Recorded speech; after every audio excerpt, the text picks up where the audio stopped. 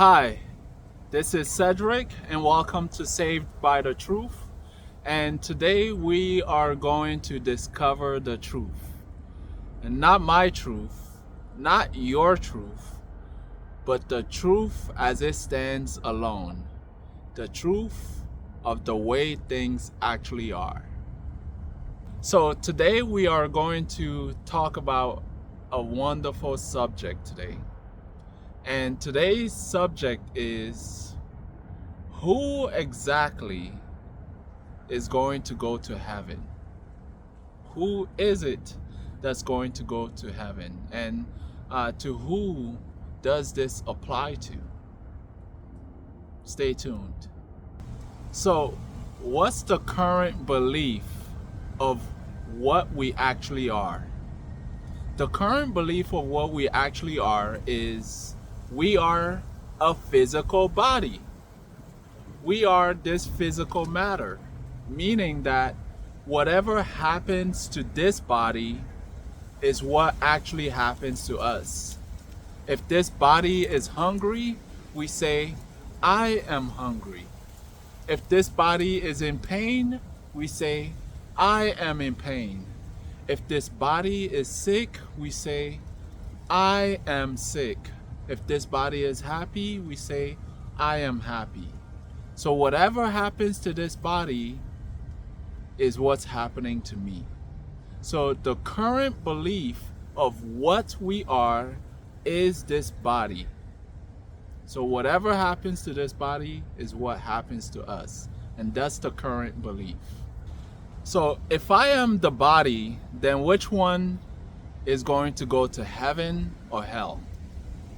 You see, I was once a child, and I desired what children desire. Then I was 5 years old, 10 years old, and I kept changing. Then I was a teenager. I once wanted to be an astronaut. Now I want to be a football player. I once loved chicken Alfredo. Now I totally hate it. I used to be a Democrat. Now I'm a Republican. And maybe tomorrow I'll go back to being Democrat again. Who knows, right? Who am I specifically? Is there a fixed me? A me that I could say, boom, this is what I am. And tomorrow I'm not going to say I'm something else. Who am I? What can be said for sure is there is no fixed me as long as I define myself as a body. This body is always changing. What you see before you, if I took a picture of me every single year since I've been born, you'll see different images. Every single cell that's in this body was not here when I was born. Nothing is the same as it's always been, and tomorrow it's not going to be the same. So which one of me is going to go to heaven or hell when I die? Is it going to be the 5-year-old me, the 10-year-old me, the teenager-old me, the stupid me, the wise me, the one that used to make a mistake, and the one that doesn't make a mistake now? Which one of me is going to go to heaven? Who am I? This is the question. And the current belief is that I am a body. And the current fact is this body is not a fixed thing. We're using salvation or heaven in this video just to focus on the Christian perspective, but this applies to all religions, right? Who goes to heaven? Who becomes awakened? Who achieves salvation? Who achieves enlightenment? Who is the me? We haven't yet discovered what is me, that fixed identity. For what I claim myself to be is always changing. So who is the me that is to awaken, to become enlightened, to go to heaven? Who am I? That's what we want to discover.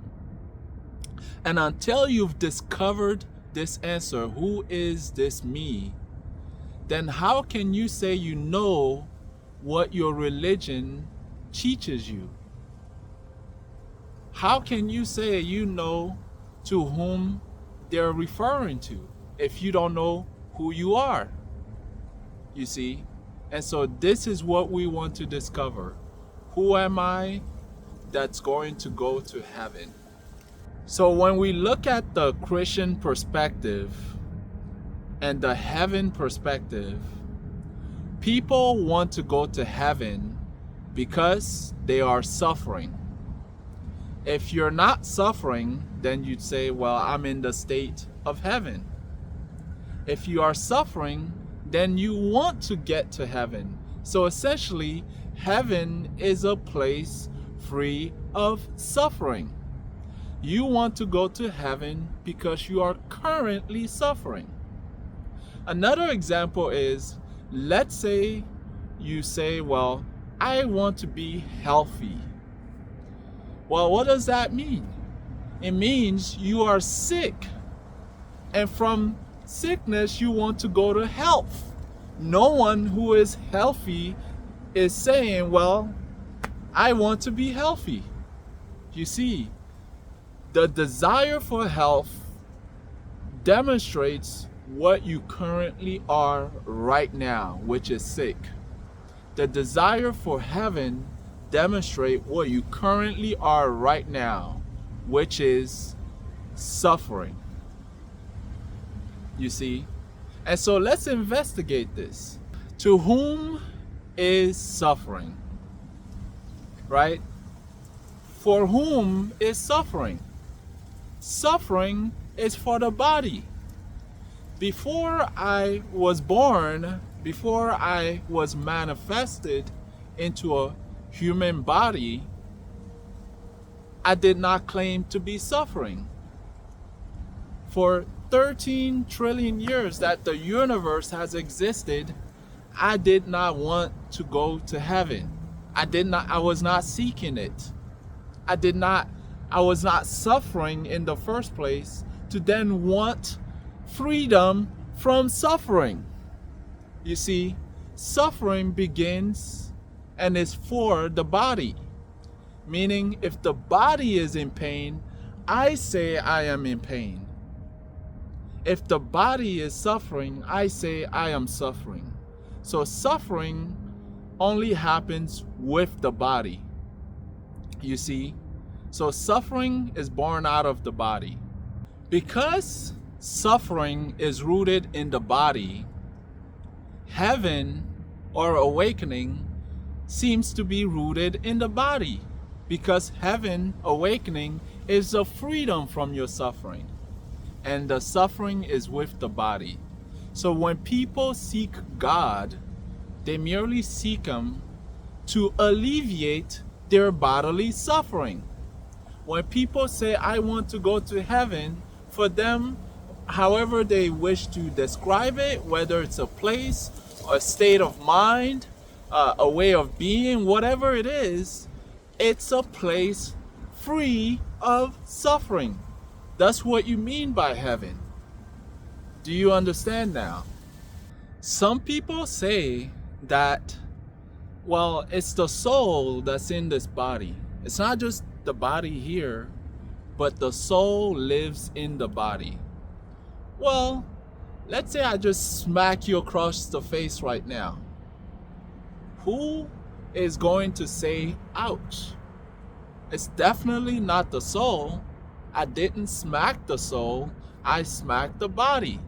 It's the body that feels the pain, and it's the body that says, ouch. And it's the body that seeks freedom from its pain, not the soul, right?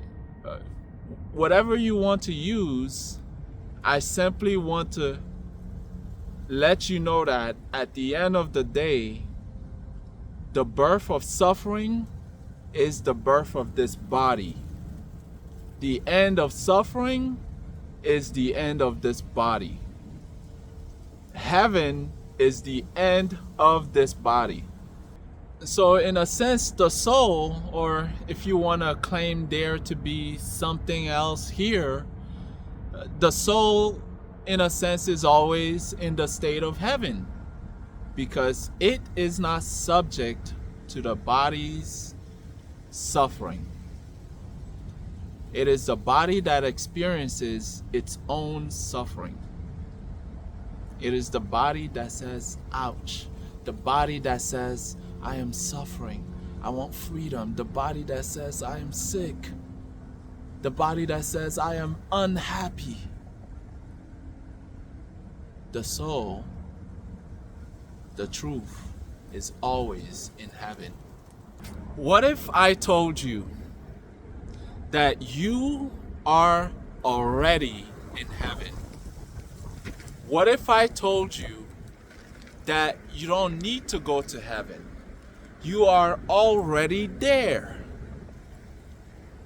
There's nowhere to go. Imagine you're in your own home and you say that you want to go home. How are you then going to get to home? You see? So obviously what's the problem isn't that you're not at home.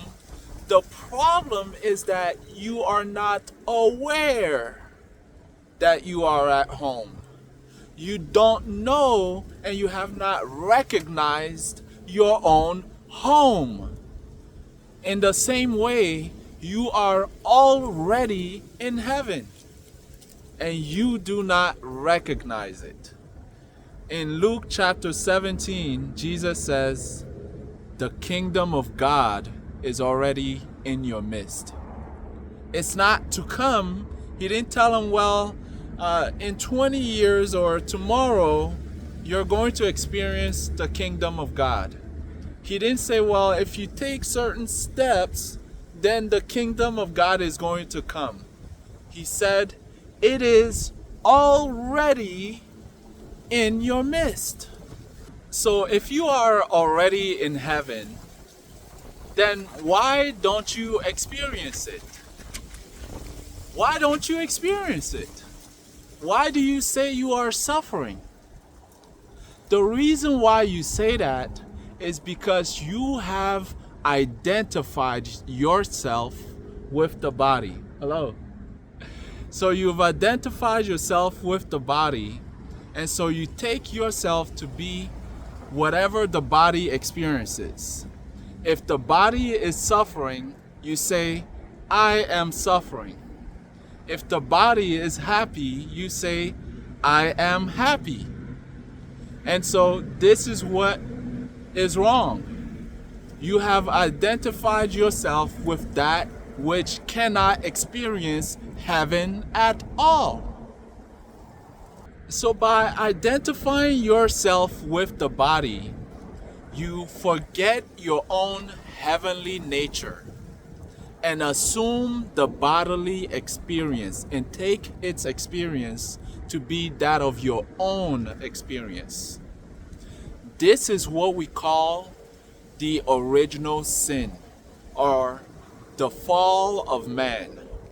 When man stopped knowing or experiencing himself to be one with God and began to feel separated from God. You see, it's not God that's hiding from you. It is you who hides from God. You see, when after Adam and Eve, right, ate the forbidden fruit, what happened? They hid from God. You see? And I remember when I was 3 years old, Eve said that, God asked them, why are you hiding? And Eve said, well, I feel naked. And God said, who told you you're naked? And I couldn't figure this out. Like, haven't you always been naked? Like, did you just figure out that you're naked? But then I understood something. She's always been in terms of naked, no clothes on. But this new nakedness is in the mind. The nakedness that comes with shamefulness. You see, the mind has been infected. And this is what she means by that. So when we hear the teachings of the scriptures, of the Bible, or of any religion, we think these scriptures are referring to us in our false identity as the body.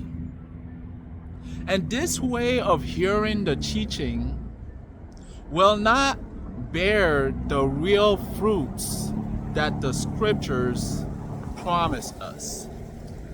In fact, at the most they can give us, as long as we keep hearing these scriptures as if they're referring to us as a body or as a person, you see, the most that will happen is we will develop a spiritual ego.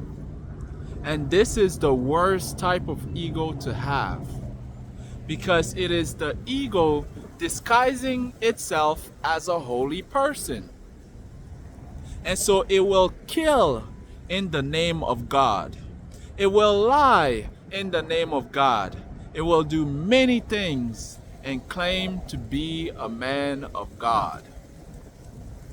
And so as long as you're hearing even my words right now, if you think I am talking to you and that I am seeing you as a body, as a person, then you do not truly hear me.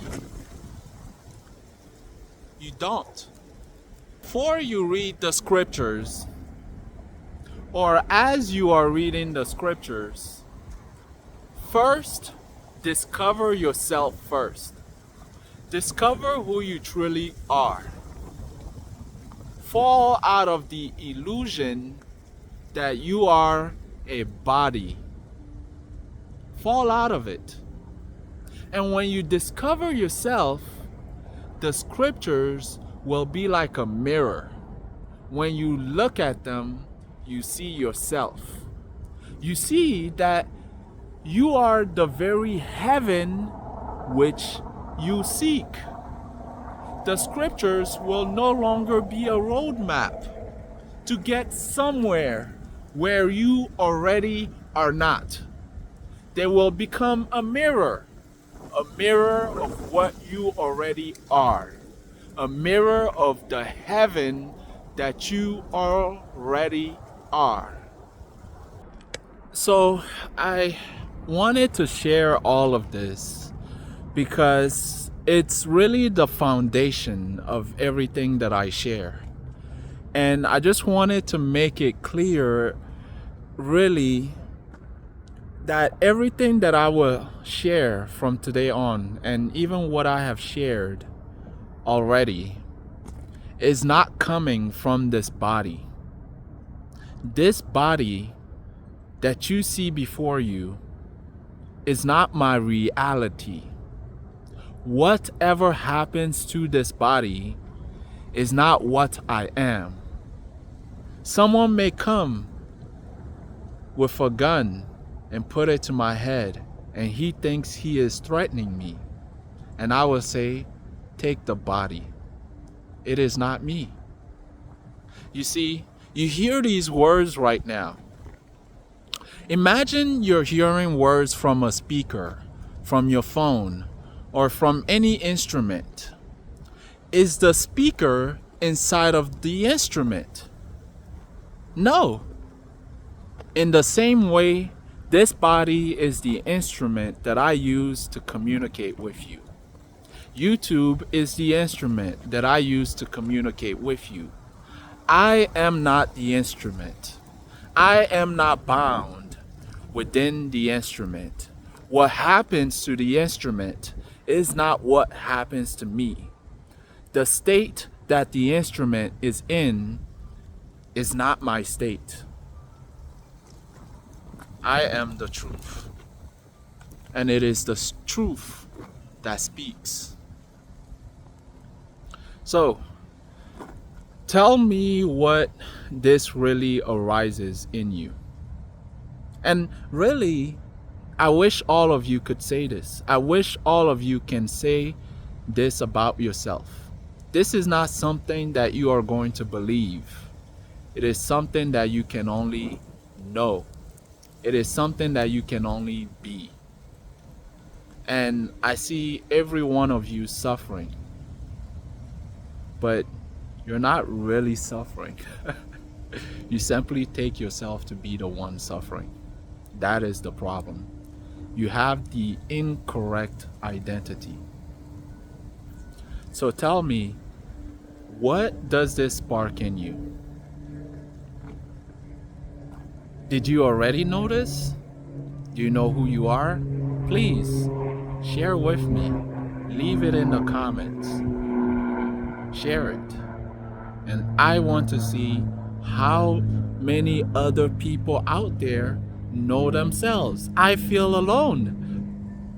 And I am just using YouTube as a microphone to see if there's anyone else out there that knows themselves. Let me know. And thank you. I love you. And I'll see you soon.